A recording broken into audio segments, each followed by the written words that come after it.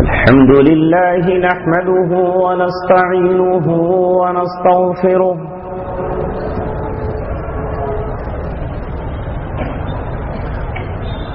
ونؤمن به ونتوكل عليه ونعوذ بالله من شرور أنفسنا ومن سيئات أعمالنا من يهده الله فلا مضل له ومن يضلله فلا هادي له ونشهد أن لا إله إلا الله وحده لا شريك له ونشهد أن سيدنا محمدا عبده ورسوله وصلى الله عليه وعلى آله وصحبه وسلم تسليما كثيرا كثيرا أما بعد قال الله تبارك وتعالى في كتابه الكريم لا يأتيه الباطل من بين يديه ولا من خلفه تنزيل من حكيم حميد قال رسول الله صلى الله عليه وسلم إن الله يرفع بهذا الكتاب أقواما ويضع به آخرين صدق الله العلي العظيم وصدق رسوله النبي الكريم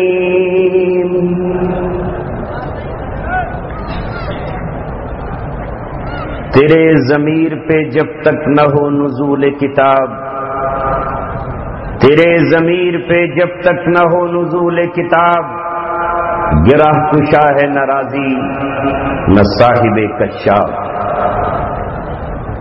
نہ گھبراؤ مسلمانوں، خدا کی شان باقی ہے، ابھی اسلام زندہ ہے، ابھی قرآن باقی ہے۔ نہ گھبراؤ مسلمانوں، خدا کی شان باقی ہے، ابھی اسلام زندہ ہے، ابھی قرآن باقی ہے۔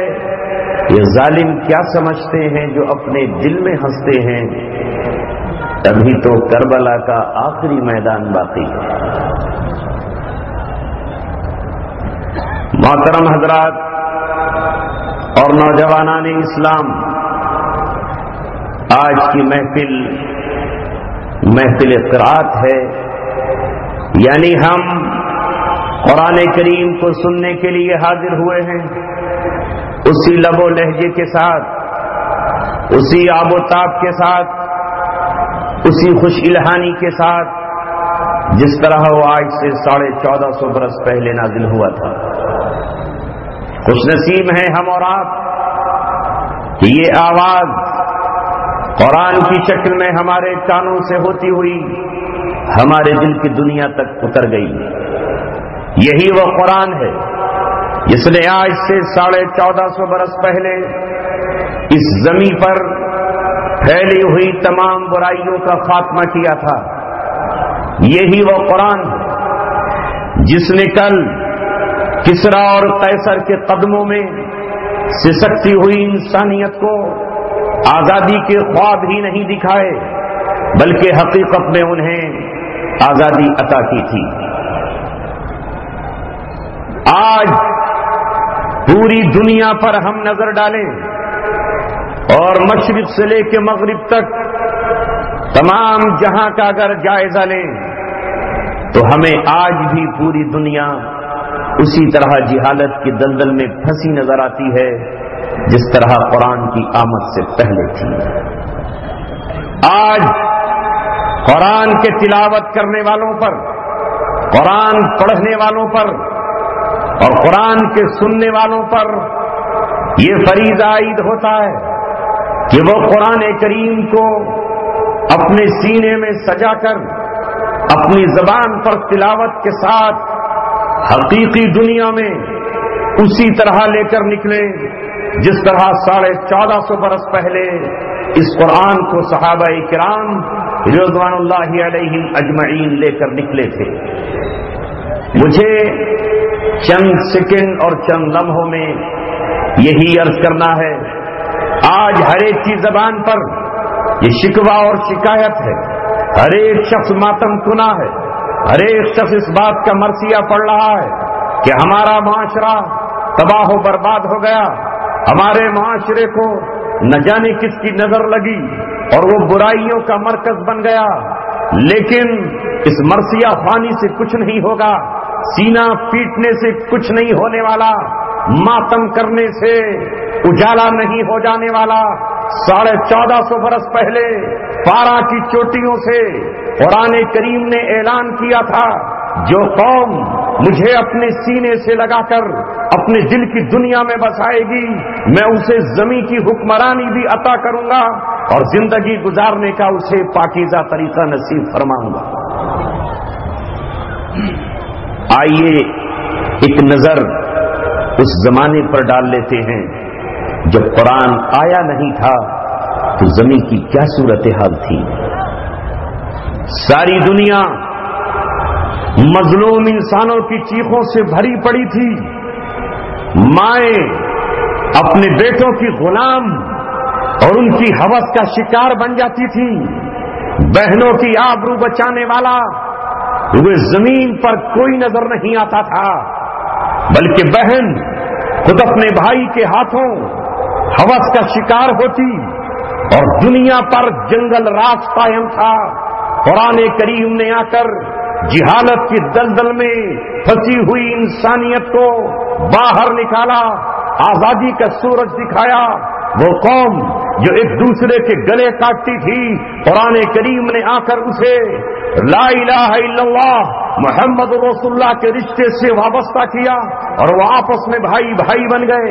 میں قرآن کریم کی انہی آیات کا آپ کے سامنے ترجمہ پیش کروں گا جن کو آپ نے بہترین انداز اور بہترین گلوں کے ساتھ ابھی سماعت فرمایا ہے۔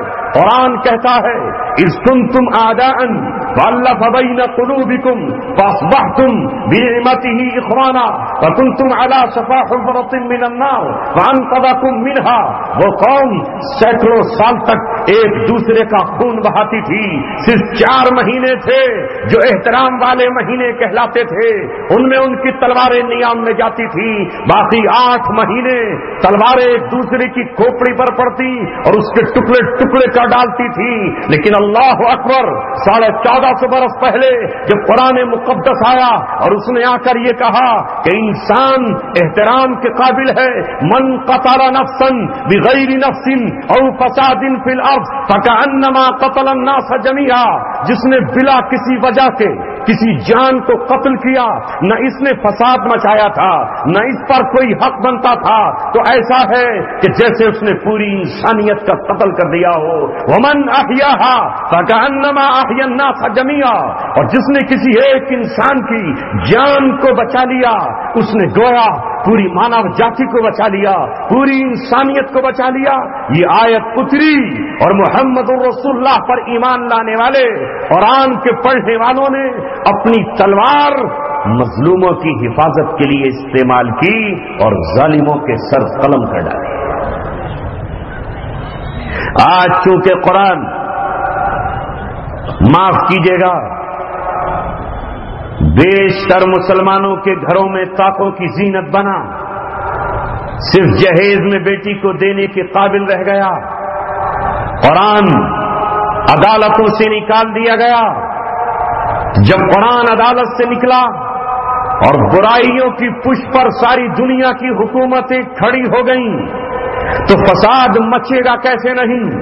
جس وقت قرآن آیا اس وقت ایک باپ اپنی بیٹی کو قتل کرتا، اسے جنگل میں لے جاتا، اپنے ہاتھوں سے گڑھا کھودتا، جس وقت اس کے ماتھے پر پسینہ آتا، وہ بیٹی جو اپنے باپ کو باپ سمجھتی تھی اپنے آنچل سے اپنے باپ کا پسینہ پہنچتی اور وہ یہ سمجھتی کہ میرا باپ گڑھا کھودتے ہوئے پیاس کا شکار ہوا ہوگا، تو کٹورے سے پانی اپنے باپ کے ہاتھوں میں پیش کرتی، مگر اس معصوم ننھی کلی کو کیا معلوم تھا کہ یہ تیرا باپ نہیں، یہ شیر سے بڑھ کر درندہ ہے، یہ سانپ سے زیادہ زہریلا ہے، یہ گڑھا کسی اور کے نہیں، تیرے لیے کھود رہا ہے، یہ تیرا قاتل ہے، چند لمحوں کے بعد تیرے سینے پر اس کا پیر ہوگا اور تو ہزاروں من مٹی کے نیچے دفن ہو جائے گی۔ یہی ہوتا کہ تھوڑی دیر کے بعد یہ ظالم باپ اپنی بیٹی کو اس گڑھے میں گرا دیتا اور اس کے بعد اپنا ظالم پیر اس کی پسلیوں پر رکھ کر اس پر مٹی ڈالنا شروع کرتا۔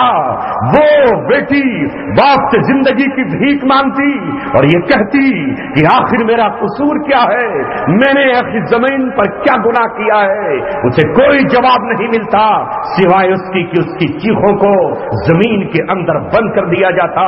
زمین کراہتی مگر کوئی نہ تھا جو اس معصوم بچی کی آوازوں کو سن لیتا، اس لیے کہ قیصر روم کا بادشاہ عورت کی زلفوں سے کھیلنے میں اور شراب کے جام پینے میں مصروف تھا۔ ایران کا کسرا اپنی فوجوں کو لڑانے اور ملک ہتھیانے میں لگا ہوا تھا۔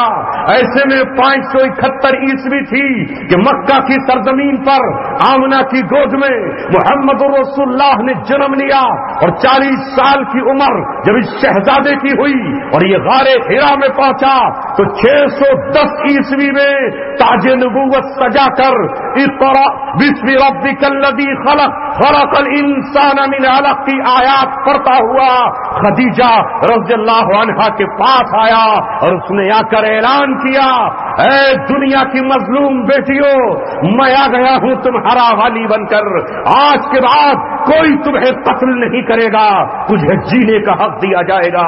اور قرآن نے اس آیت کو قانون بنا دیا، لا تقتلوا اولادکم خشیۃ املاق، اپنی اولاد کو غریبی کے ڈر سے قتل نہ کرو۔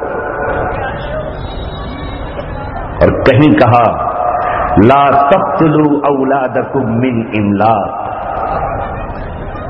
خوف سے بھی قتل مت کرو اور حقیقت میں غریبی آ جائے تب بھی قتل مت کرو۔ اور اگر قتل کیا تم نے تو محمد رسول اللہ تم سے انتقام لے گا۔ کسی باپ کو یہ حق نہیں کہ وہ اپنی بیٹی کو قتل کرے، اور ساتھ ہی ساتھ یہ بھی بتا دیا انسانوں کو ایک دن عدالت لگے گی جس میں اللہ تبارک و تعالی احکم الحاکمین ہوگا۔ وہ بچیاں جو قتل کی گئی ہیں انہیں زندہ کیا جائے گا اور اللہ تبارک و تعالی پوچھے گا وَإِذَا الْمَوْءُودَةُ سُئِلَتْ بِأَيِّ ذَنبٍ قُتِلَتْ، وہ جو درگور کر دی گئیں، وہ جو قتل کر دی گئیں، کس بنیاد پر تجھے قتل کیا گیا؟ سوچو، دل پہ ہاتھ رکھ کر انسانوں، میں خاص اس وقت مسلمانوں سے بات نہیں کر رہا کیونکہ میری آواز ان تک بھی پہنچ رہی ہے جن کا دھرم اسلام نہیں ہے۔ اس دن قیامت میں وہ بیٹی یہی تو کہے گی، اے پروردگار میرا قصور یہی تھا کہ ماں کے رحم میں تو نے مجھے عورت بنا دیا تھا، میرے باپ نے مجھے اس لیے قتل کیا کہ میں مرد نہ تھی، میں مذکر نہ تھی، میں وومین کی شکل میں آئی تھی، اس لیے مجھے قتل کر دیا گیا۔ میں آج معاشرے کی طرف لوٹوں تو دنیا کل کی جہالت سے بھی آج بڑی جہالت میں ہے۔ وہ عرب کے رہنے والے وحشی کم سے کم اپنی بیٹی کو 4 سال 5-6 سال جینے کی اجازت تو دیتے تھے۔ آج کا وحشی درندہ انسان وہ چاہے ہندوستان میں رہتا ہو یا امریکہ اور افریقہ اور فرانس میں رہتا ہو، اس نے آج مشینیں تیار کر لی ہیں، اس نے آج CT اسکین بنا لیا ہے، اس نے آج الٹرا ساؤنڈ ایجاد کر لیا ہے۔ وہ ماں کے پیٹ میں دیکھ لیتا ہے فیمیل ہے یا میل ہے، اور اس کے بعد یہ ماں اور باپ دونوں کسی ڈاکٹر کے پاس جاتے ہیں۔ بظاہر اس کی دکان پر سائن بورڈ MBBS کا لکھا ہوا ہے، یہ MD بنا ہوا ہے، دنیا کی نظروں میں یہ شرافت کا پتلا ہے، اسے سماج کا شریف انسان جانا جاتا ہے، مگر یہ پیسے کے لیے یہ اس معصوم بچی کا قتل کرتا ہے، اور قتل ہی معمولی درجے کا نہیں، اس کی بوٹی بچیاں نالیوں میں بہا دی جاتی ہیں اور اس کے ٹکڑے زمین کچرے پر ڈال دیے جاتے ہیں. ڈاکٹر سمجھتا ہے مجھ سے پوچھنے والا کون؟ یہ باپ سمجھتا ہے مجھ سے پوچھنے والا کون؟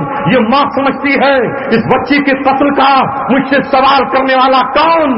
اس لیے کہ آج دنیا پر جہالت کا راج ہے اور حکومت کا قانون اندھا قانون ہے. قرآن طاقوں میں سجا ہوا ہے. رب دو جہاں کی قسم محمد رسول اللہ اور ان کے دیوانوں نے اس قرآن کو عدالت کی زینت بنایا تھا. اگر ان کے سامنے کوئی اپنی بیٹی کا قتل کر کے آتا یا کسی اجنبی کا قتل کر کے آتا تو سوال ہی پیدا نہیں ہوتا کہ وہ زندہ بچ جاتا. کتب علیکم القصاص کے ضابطے کے تحت اس کا بھی سر قلم کر دیا جاتا. نعرہ تکبیر، نعرہ تکبیر، مفتی صاحبہ قاسمی، علماء دیوبند، نعرہ تکبیر. اے مسلمانوں، قرآن پھر ہم سے مطالبہ کر رہا ہے. ایک بار پھر روئے زمین پر وہ انقلاب لے کر آؤ جو محمد رسول اللہ قرآن کے ذریعے لے کر آئے تھے. یہ تو میں نے ایک داستان سنائی ہے مظلوم بچیوں کی. عورت کے ساتھ ظلم اور ستم اتنا تھا کہ تصور سے دل کانپ جاتا ہے. باپ شوہر کے مر جانے کے بعد اس عورت کو زندہ رہنے کا حق نہیں تھا.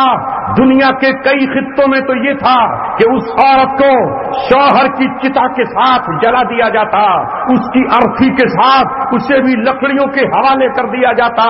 وہ عورت چیخ کر پکار کر یہ کہتی کہ میرا قصور کیا ہے. سماج یہ کہتا کہ تو ڈائن ہے, سماج یہ کہتا کہ تو زہریلی ناگن ہے, تو نے ہی اپنے شوہر کو ڈسا ہے, تجھے زندہ رہنے کا حق نہیں ہے.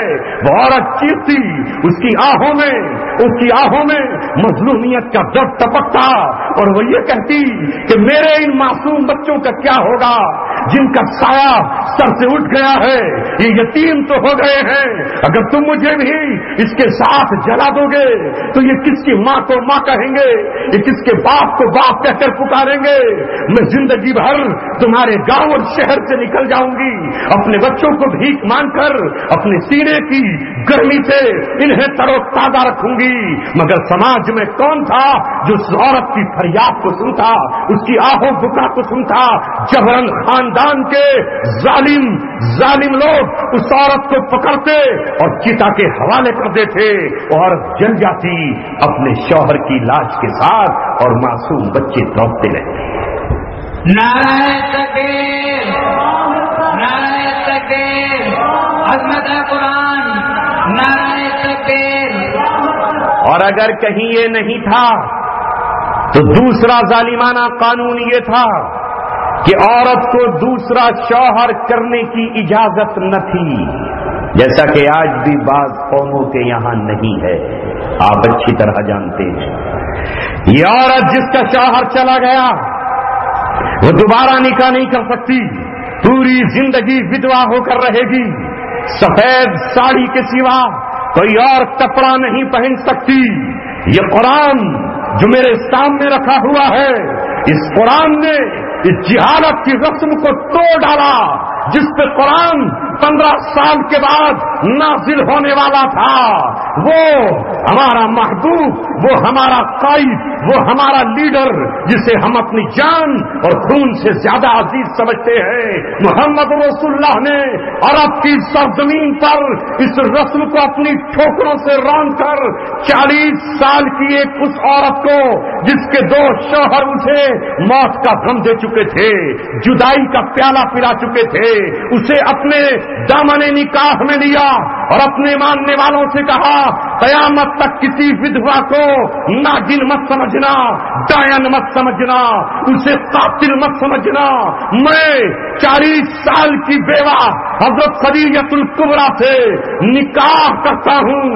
یہ انقلاب محمد رسول اللہ لے کر آئے, یہ انقلاب قرآن لے کر آیا, یہ انقلاب نبی کے صحابہ لے کر آئے کہ ایک 25 سال کا وہ نوجوان جس کی جوانی پر سارا عرب ناز کرتا تھا, وہ ایک ایسی عورت کو نکاح میں لاتا ہے جس کی جوانی کو 2 شوہروں کی موت نے جھلسا دیا تھا.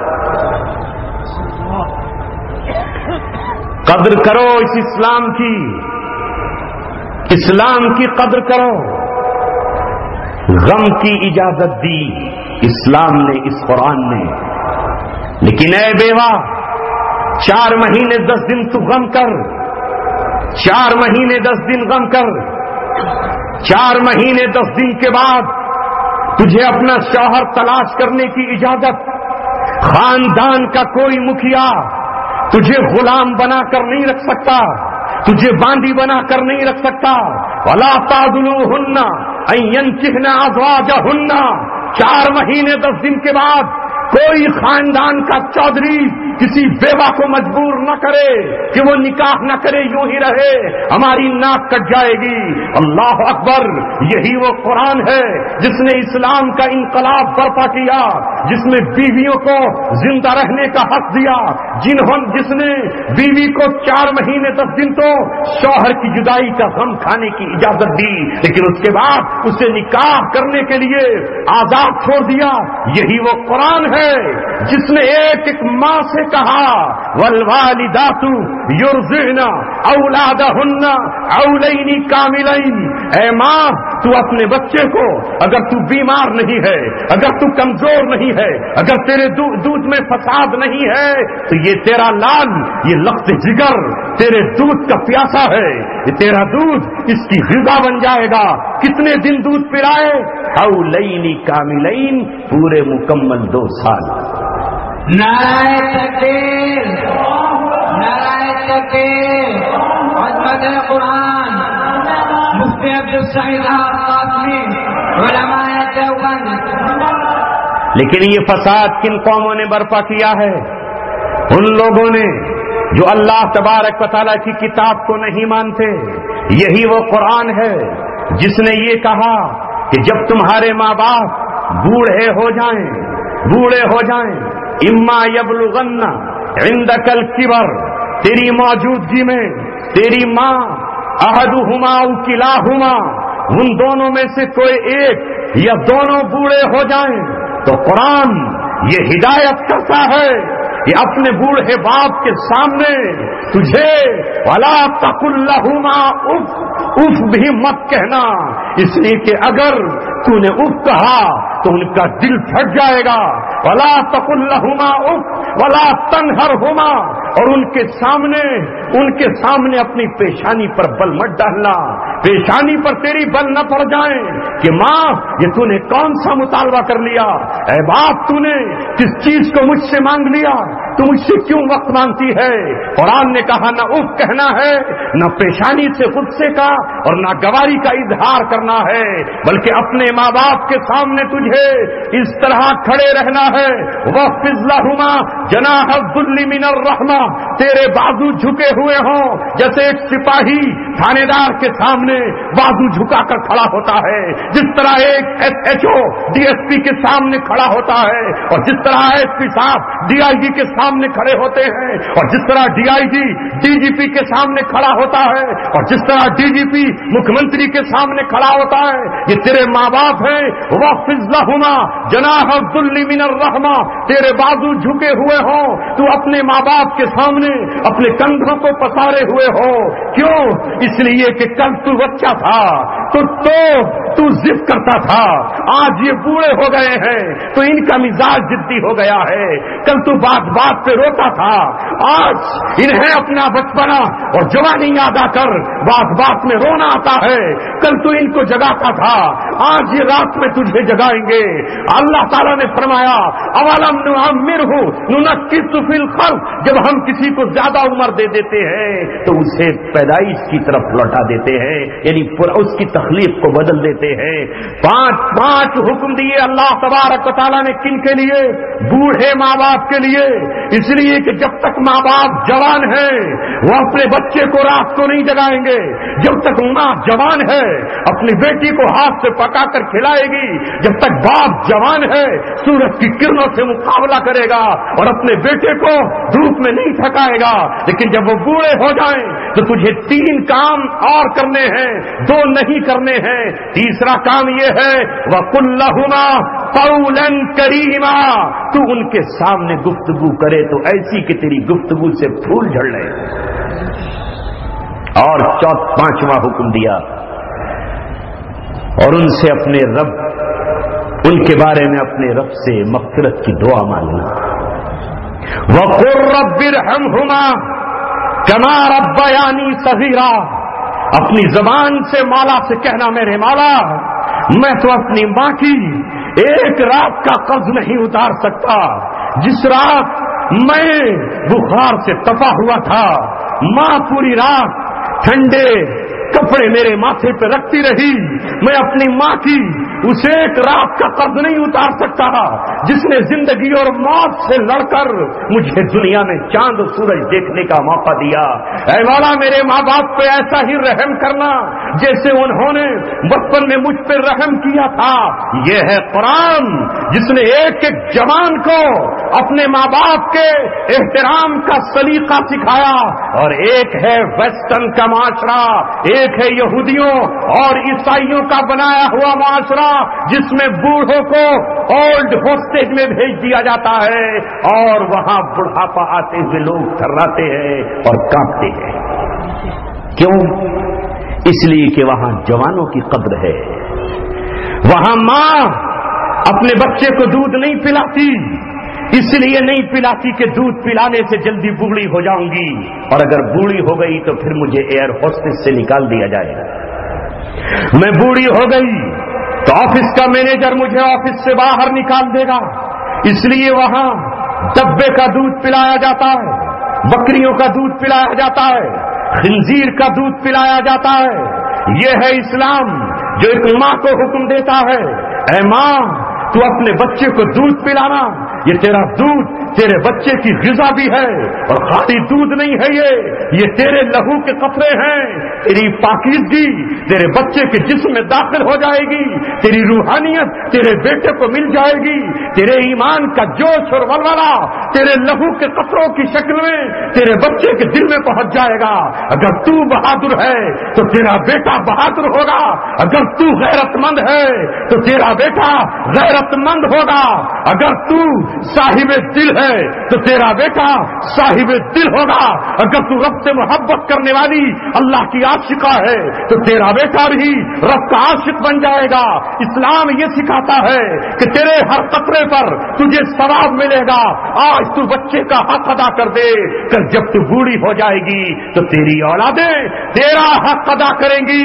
دنیا سے فساد اس وقت مٹے گا جب قرآن ایک ایسی جماعت کو تیار کر دے جس نے 1450 برس پہلے ایک گروہ کو تیار کیا تھا. اس گروہ کا نام حزب اللہ تھا، وہ اللہ تبارک و تعالیٰ کی پارٹی تھی. اس گروہ کا نام جند اللہ تھا، وہ اللہ تبارک و تعالیٰ کا لشکر تھا. اس گروہ کی صفات قرآن بیان کرتا ہے، الذین امکناہم فی الارض. اگر ہم انہیں زمین کا اقتدار دے دیں اور زمین کی قوت عطا کر دیں، اقاموا الصلاۃ تو یہ نماز کو قائم کریں گے، وآتوا الزکاۃ اور مالی سسٹم کو بالکل صحیح کر دیں گے، امیروں سے مال لیں گے اور غریبوں پر تقسیم کریں گے. 2.5% سونے کی زکات وصول کی جائے گی، چاندی کی زکات وصول کی جائے گی، مال تجارت کی زکات وصول کی جائے گی، اونٹوں کی زکات اونٹوں کی شکل میں اور گائے کی زکات گایوں کی شکل میں اور بھینس کی زکات اس کے نصاب کے انداز میں زمین سے اجر لیا جائے گا. اس طرح وہ غریب جس کے یہاں چولہا نہیں جلتا اس کے یہاں بھی یہ زکات کی رقم پہنچا کر مسکینوں کی، یتیموں کی، مسافروں کی، قرض مندوں کی مدد کریں گے. قرآن نے یہ انقلاب زمین پر برپا کیا. 90 سال ہوئے ہیں نظام قرآنی کو ٹوٹے ہوئے کہ آج پوری دنیا فتنے اور فساد سے بھر گئی ہے. نعرہ تکبیر، نعرہ تکبیر، عظمت قرآن، نعرہ تکبیر. آؤ ہم بتاتے ہیں دنیا والوں میں اور قرآن کے ماننے والوں میں کتنا فرق ہے. قرآن اپنے ماننے والوں سے بار بار کہتا ہے کہ تم اپنی حلال کمائی میں سے 2.5% تو نکالو گے جب تم صاحب نصاب ہو جاؤ، یعنی 612 گرام چاندی جس کے پاس ہے قرآن کی نظر میں وہ مالدار ہے. سال گزرنے پر وہ 2.5% نکالے گا. اور اس کے علاوہ قرآن یہ کہتا ہے، کون ہے من یقرض اللہ قرضا حسنا، جو اللہ تبارک و تعالیٰ کو بہترین قرض دے. قرآن یہ کہتا ہے کہ تم میں کون ہے خرچ کرنے والا؟ مثل الذین ينفقون فی سبیل اللہ، جو اللہ تبارک و تعالیٰ کے راستے میں خرچ کرتے ہیں، ان کی مثال ایسی ہے کمثل حبۃ انبتت سبع سنابل فی کل سنبلۃ مئۃ حبۃ، کہ جس طرح زمین میں ایک دانہ بویا گیا ہو، اسے دانے سے 7 بالیں نکلی، 7 بالوں میں 100 دانے تھے، یعنی ایک خرچ کرو گے تو تمہیں 700 گنا دیا جائے گا.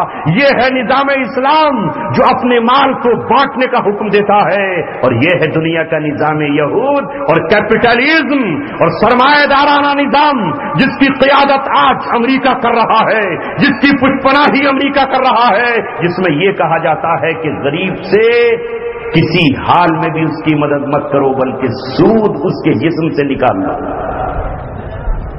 سود نہیں لا سکتے آپ اپنی موٹر سائیکل سڑک پر جب تک سود خوروں کے اکاؤنٹ میں آپ اپنی موٹر سائیکل کا بیمہ نہ کرا لیں. نہیں چلا سکتے آپ سڑک پر اپنا ٹریکٹر جب تک لائف انشورنس کمپنیوں کو اور ان فائنینس کمپنیوں کو آپ بیمے کی شکل میں پرچی نہ دکھا دیں. جو داروغہ صاحب بیٹھے ہیں وہ آپ کی کار روک کر کھڑے ہو جائیں گے، انشورنس دکھائیے ورنہ آپ کی آرسی ضبط، آپ کا لائسنس ضبط، آپ عدالت سے چھوٹیے گا. ساری دنیا میں یہ نظام لاگو کر دیا گیا.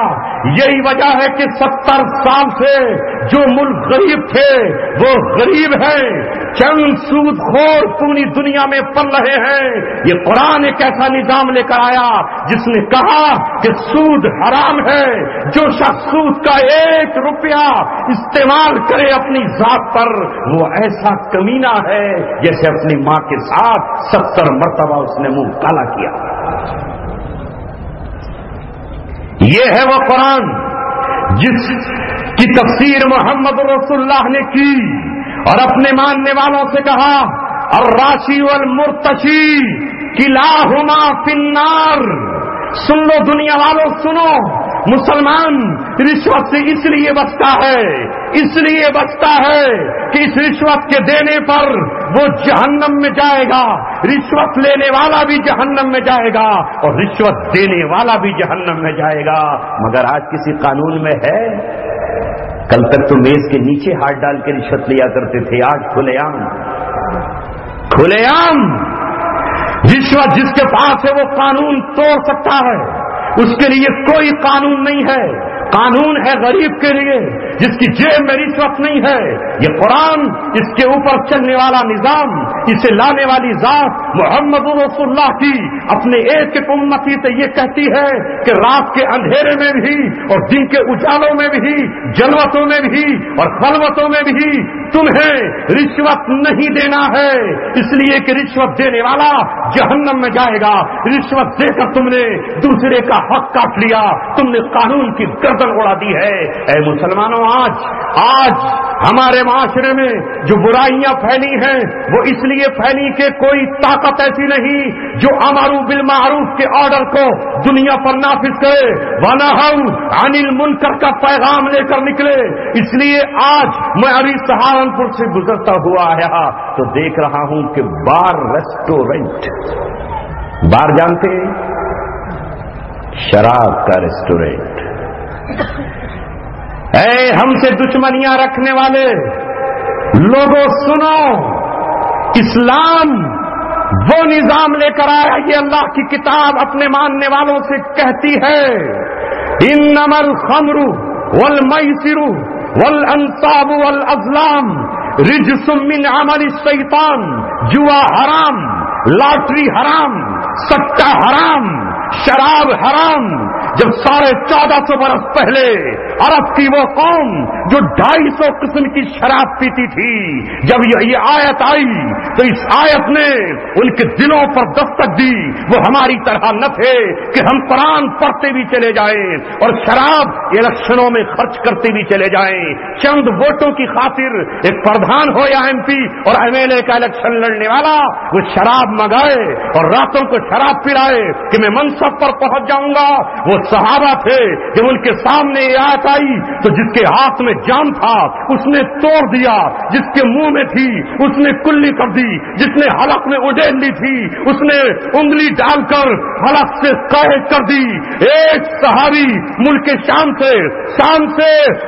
سے ملک وہ شراب کے مٹکے اور مشکیزیں اونٹوں پر لاد کر اور گھوڑوں پر لا رہے تھے کہ جنگل میں کام کرنے والے ایک شخص نے کہا اب اس شراب کو مدینہ لے جا کر کیا کرو گے؟ شراب تو حرام ہو گئی ہے، مدینے کی گلیوں میں پانی کے سیلاب کی طرح بہ رہی ہے۔ اس صحابی نے یہ نہیں کہا میں کسی یہودی کے ہاتھ بھیج دوں گا، کسی عیسائی کو سپلائی کر دوں گا، یا جا کے مدینہ میں تحقیق تو کر لوں۔ اسی وقت قافلے والوں سے کہا خنجر نکالو، مشکیں چیر دو شراب کی، خنجر نکالو اور مٹکے توڑ دو اور بہا دو نالیوں میں۔ رب کعبہ کی قسم، مورخین لکھتے ہیں اتنی شراب جزیرہ عرب میں گھروں سے باہر بہائی گئی کہ جب بارش ہوئی اس کی تھی 1 سال تک تو شراب کی بو آتی تھی۔ نعرہ تکبیر، حرمت قرآن، نعرہ تکبیر۔ آج رو رو کے رہ رہ کے یہ خیال آتا ہے وہ کون سا دن ہوگا جب محمد رسول اللہ کے دیوانے اس قرآن کو لے کر نکلیں گے، شرابیوں کے ہاتھ سے شراب کے جام چھین لیں گے۔ وہ کس دن اپنے ہاتھوں میں کوڑے لے کر نکلیں گے اور زانیوں کی کمر پر لگا کر یہ کہیں گے کہ اسلام زنا کی اجازت نہیں دیتا۔ یہ دنیا کے وہ قانون ہیں جہاں عام سڑک پر زنا تو زنا ہے لیکن 5 اسٹار ہوٹلوں میں زنا نہیں، جہاں 7 اسٹار ہوٹلوں میں زنا نہیں ہے، لیکن اسلام زنا کو برداشت نہیں کرتا، بلکہ وہ تو یہ کہتا ہے کہ کسی غیر محرم کی آواز عورت اپنے کان سے نہ سنے، اس آواز کا سننا گناہ ہے بلکہ وہ کانوں کا زنا ہے۔ آنکھ سے غیر محرم کو دیکھنا یہ آنکھ کا زنا ہے، ہاتھ سے کسی غیر محرم کو چھونا یہ اس کا زنا ہے۔ مگر اے نوجوانوں، آج دنیا کی حکومتیں ان برائیوں کی پشت پر کھڑی ہوئی ہیں۔ ناچنے گانے والے جو کل تک میراثی کہلاتے تھے، جو ڈھول ڈھپاڑا بجا کر کے لوگوں سے بھیک مانگتے تھے، ان کے نام سے آج انڈسٹریز قائم کر دی گئی ہیں اور اس کو فلمی دنیا بنا دیا گیا ہے، بالی ووڈ اور ہالی ووڈ بنا دیا گیا۔ کیسے ختم ہوں گے؟ ختم ہوں گے اس قرآن سے جڑ جانے سے۔ ایک چیز اور کہہ کے بعد ختم کر رہا ہوں، چونکہ محفل قرات ہے، تقریر کا موقع تو ہے نہیں، مگر چونکہ قرآن کا میسج اور پیغام اگر ہم نہ سن سکے تو یہ قرآن کل قیامت میں ہم سے شکایت کرے گا۔ اے مسلمانوں، ایک میسج تمہارے موبائل میں آتا تھا تو فوراً اسے پڑھ لیا کرتے تھے، تم پڑھ نہیں سکتے تھے تو کسی دوسرے سے پڑھواتے تھے، کسی کمپنی کا فائدہ مند میسج تو نہیں، میں 1400 برس سے تمہارے پاس اللہ کے میسج کی شکل میں موجود ہوں، تم نے مجھے پڑھ کر کیوں نہیں دیکھا؟ آج مسلم نوجوان جو نماز میں تو کھڑے ہو کر یہ کہتا ہے الحمدللہ رب العالمین، جو قرآن کی رمضان میں تلاوت کرتے ہوئے تو یہ کہتا ہے وَلِلَّهِ خَزَائِنُ السَّمَاوَاتِ وَالْأَرْضِ، اللہ ہی کے پاس ہیں زمین و آسمان کے خزانے، جو اس بات کا تو اقرار کرتا ہے کہ اللہ تبارک و تعالی ان اللہ یرزق من یشاء بغیر حساب، وہ جسے چاہے اللہ تبارک و تعالی بن حساب کے روزی عطا فرمائے، لیکن جب اس کے نکاح کا مسئلہ آتا ہے، جب اس کی شادی کا مسئلہ آتا ہے تو اس کا پورا گھر، اس کی بہنوں سے لے کر ماں تک، اس کے باپ سے لے کر اس کے بھائیوں تک، ہر ایک کی خواہش یہ ہوتی ہے کہ جس لڑکی کو ہم دلہن بنا کر لائیں وہ اپنے باپ کو گروی رکھ کر آئے، وہ اپنی ماں کا دوپٹہ دوسروں کے یہاں گروی رکھ کر آئے، وہ کسی سود خور سے سود لے کر ہمارے لیے جہیز لے کر آئے۔ آج موٹر سائیکل سے کام نہیں چلتا، اس بھک منگے کو 4 پہیوں کی گاڑی چاہیے، اس قلاش، اس فقیر کو جو اپنے آپ کو گریجویٹ کہتا ہے اسے بھیک چاہیے، اس لڑکی سے جو اپنے باپ کے گھر پیدا ہوئی۔ مالداروں پر تو فرق نہیں پڑتا، مگر ذرا پوچھو ان بچیوں کو جوان ہونے کے بعد کتنا غم ستاتا ہے جن کے بھائی کے پاس دینے کے لیے جہیز میں موٹر سائیکل کے لائق پیسے نہیں، کار دینے کے لیے بینک بیلنس نہیں، اپنی بہن کا ڈولا اٹھانے کے لیے 500 لوگوں کو کھلانے کے لیے اس کے پاس غلہ موجود نہیں، وہ بہن روتی ہے، نہ جانے کتنی بہنوں نے سلفاس کی گولیاں کھائیں اور خودکشی کر لی، نہ جانے کتنی دلہنیں جب سر ڈھک کر اپنے شوہر کے پاس پہنچی تو اس کی ساس نے اس کا سینہ چھلنی کر دیا، اس کی نندوں نے اس کا دل پھاڑ کر پھینک دیا کہ تو لے کر کے آئی ہے، فلاں پڑوسی کو تو اتنا ملا ہے، اس لڑکی سے برداشت نہ ہوا، یہ چین نہ کر سکی، میں کب تک اپنی ماں اور اپنے باپ کے خلاف تانے سنتی رہوں گی، لہذا تنہائی میں اس نے پھانسی کا پھندا لگایا اور مرغ مسمل کی طرح جھول گئی۔ اے بے غیرت نوجوانوں، اللہ تبارک و تعالیٰ پر تمہارا بھروسہ ہے تو پھر یہ کیوں نہیں کہتے کہ ہمیں صرف لڑکی چاہیے، شریک حیات چاہیے، جس کی آنکھوں میں حیا ہو، جس کے دل میں غیرت ہو، جس کے سر پہ حیا کی چادر ہو۔ رہا مال و دولت کا معاملہ تو وہ اللہ تبارک و تعالیٰ کے اختیار میں ہے۔ المال راہن و غادن، رائحن و غادن، یہ تو صبح کو آتا ہے اور شام کو چلا جاتا ہے۔ بس دوستو، یہ دنیا رشیا کا کمیونسٹ انقلاب دیکھ چکی اور وہ ناکام ہو گیا۔ یہ دنیا امریکہ کا ظلم و ستم اور اس کا انقلاب، کیپٹلسٹوں کا انقلاب دیکھ چکی۔ یہاں بیٹھنے والا مجمع آج یہ طے کر کے جائے کہ وہ دنیا میں پھر سے اسلامی انقلاب لے کر آئے گا، جس میں چھوٹے اور بڑے کا کوئی فرق نہیں ہے، جس میں دلت، اپر کلاس اور لوور کلاس کوئی نہیں ہے۔ آ گیا ہے لڑائی، اگر وقت نماز قبلہ روحوں کے زمین بوس ہوئی، قوم حجاز ایک ہی صف میں کھڑے ہو گئے۔ محمود و ایاز نہ کوئی بندہ رہا نہ کوئی بندہ نواز، ہم سب کے سب برابر ہیں، کوئی چھوٹا اور بڑا نہیں ہے۔ حجۃ الوداع کا خطبہ یہی ہے، کسی عربی کو اجمی پر اور کسی اجمی کو عربی پر، کسی گورے کو کالے پر، کسی کالے کو گورے پر کوئی فضیلت حاصل نہیں ہے، سب کے سب برابر ہیں۔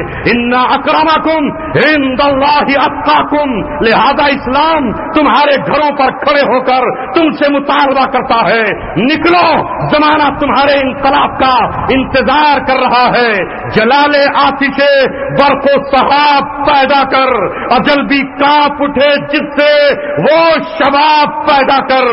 تو کسی انقلاب کی آمد کا انتظار نہ کر، جو ہو سکے تو خود انقلاب پیدا کر۔ وآخر دعوانا ان الحمد للہ رب العالمین۔ ماشاء اللہ، جزاک اللہ۔ حضرات گرامی، حضرت والا نے بہت ہی محنت اور کوششوں کے ساتھ اور بڑی لگن کے ساتھ، ان کی گہرائیوں کے ساتھ پیش کیا کہ ہم قرآن کریم کے احکامات